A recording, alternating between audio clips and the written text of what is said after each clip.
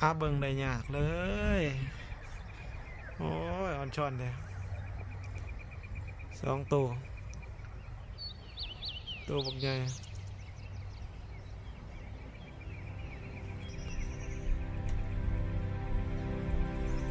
บักใหญ่เลย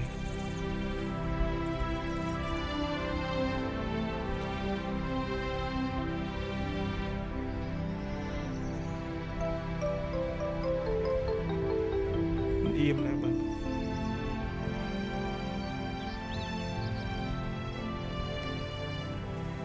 จะมาหาหมอน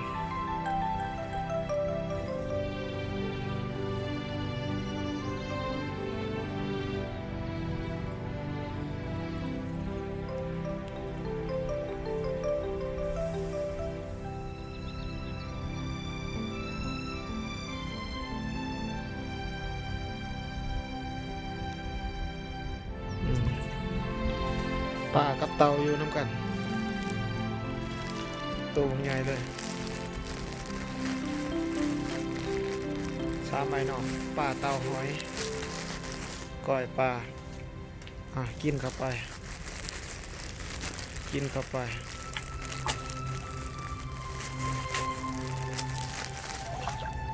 ใจเย็นๆลูกเอ้ยปั่นกันกินลูกเอ้ย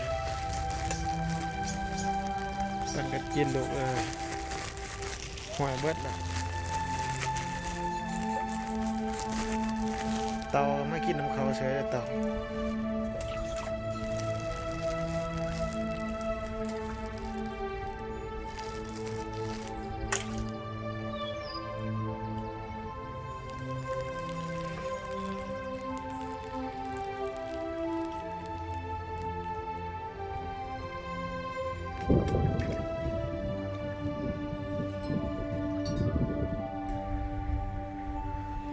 ปลาดุกปลากดหลาย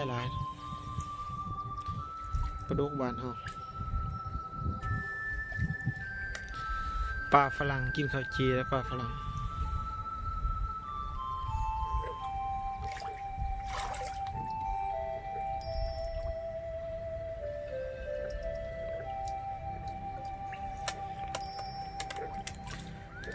กินข้าวจี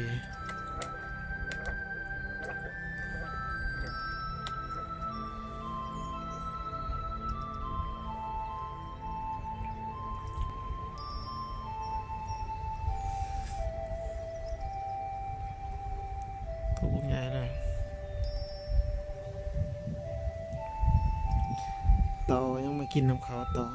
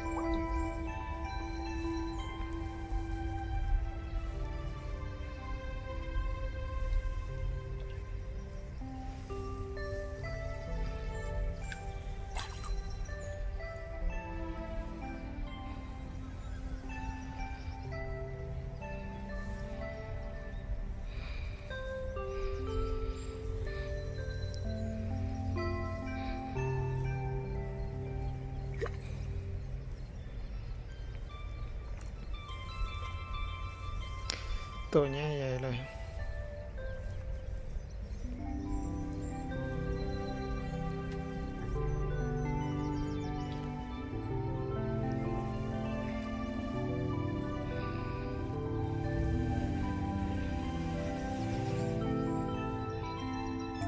ปลาตัวหนึ่งอันนี้พากันนะ